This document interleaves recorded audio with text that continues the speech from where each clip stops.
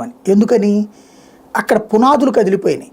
ఇప్పుడు జరిగినటువంటి దాడి వాళ్ళ ఎయిర్ బేస్లు ఇంకొక రోజు కనుక మనం వదిలిపెడితే మిగిలిన దాంట్లో అసలు అక్కడ ఏం మిగలదు. వాళ్ళకి సంబంధించిన ఆర్మీ వాడు రేపు పొద్దున వాడు కారు వేసుకుపోవాలన్నా సరే పారాచూట్లో పోవాల్సి వస్తుంది.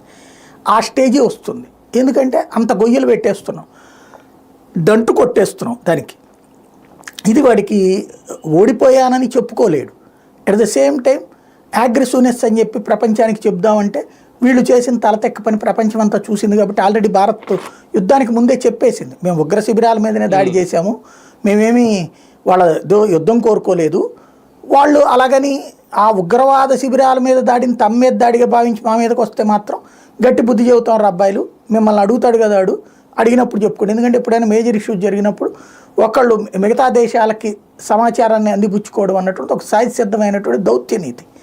అట్లాగా మిమ్మల్ని అడిగినప్పుడు మీరు ఆ మాట చెప్పండి అని చెప్పేసి మోడీ ముందే అక్కడ దాన్ని మనం అంటుంటారు కదా, హెబియస్ కార్పస్ పిటిషన్స్ ఉంటాయి చూడండి. ఎవరైనా పోలీసులు అరెస్ట్ చేసి కోర్టుకి ఏదే జైలుకి తీసుకెళ్లే లోపే కోర్టులో పిటిషన్ వేస్తారు, ఆ హెబియస్ కార్పస్ పిటిషన్, దాని మీద విచారణ మాది వినకుండా చెయ్యొద్దు అనేసి. అట్లాగా పాకిస్తాన్ రేపొద్దున మీ దగ్గరకు వస్తే మేము చెప్పిన పాయింట్ మీద అడగండి ఆయన్ని అని మనం ముందే చెప్పేసాం. కాబట్టి సమాచారం వాళ్ళ దగ్గర ఉంది కాబట్టి వాడు ఎవ్వడూ కూడా వాడికి సపోర్ట్ చేయడు. ఇక తర్వాత ఇంత సర్ప్రైజ్ అటాక్ వాడు ఊహించలేదు. వాడు మ్యాక్సిమం ఏం ఎక్స్పెక్ట్ చేశాడంటే మనం ఉగ్ర శిబిరాల మీద దాడి చేసాం, వాడు ఆయుధాలు పంపిస్తే ఇక్కడ మనం కొంత దెబ్బతింటాం చాలు, వాళ్ళ దేశ ప్రజలకి సంతోషం. ఇదివరకు కూడా సర్జికల్ స్ట్రైక్స్ 2 జరిగినప్పుడు వచ్చి పఠాన్కోట్లో ఒక పార్క్ మీద బాంబు వేసి భారత్ మీద బాంబు వేసామని చెప్పి అక్కడ సంబరాలు చేసేసుకున్నాడు. తర్వాత ఆ దేశ ప్రజలే వాళ్ళని తిప్పికొట్టారు, చీపమ్మన్నారు. అదే ఇమ్రాన్ దిగిపోయాడు. మీరు చూడండి, అప్పుడు ఇమ్రాన్ ప్రభుత్వం పడిపోయింది కదా భారత్తో యుద్ధం తర్వాతనే.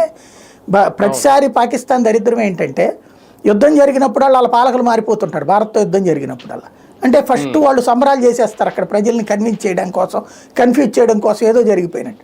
ఆ తర్వాత వాళ్ళు పోతూ ఉంటారు. ఒక్కోసారి ఉరివేయబడ్డాడు కూడా, బుట్టో లాంటోడు ఉరివేయబడ్డాడు కూడా కదా గతంలో. అట్లాంటిది ఉంటుంది పరిస్థితి. ఇప్పుడు బిలావల్ బుట్టో వాళ్ళ తాత అప్పుడు ఉరేయబడ్డాడు ఆ రోజున. అట్లాంటి ఫేస్ చేశారు ఆ రోజున. మనం గుర్తుపెట్టుకోవాల్సినటువంటి పాయింట్ ఏంటంటే అదొక కంట్రోల్ లేని దేశం, అదొక రోగ్ కంట్రీ.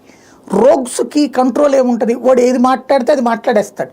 నీచమైనటువంటి భాష మాట్లాడేవాడి దగ్గర అదుపే ఉంటుంది, అదే ఉంటుంది. ఇప్పుడు ఇక్కడ సమస్య ఏంటంటే అట్లాంటి దేశము ప్రపంచ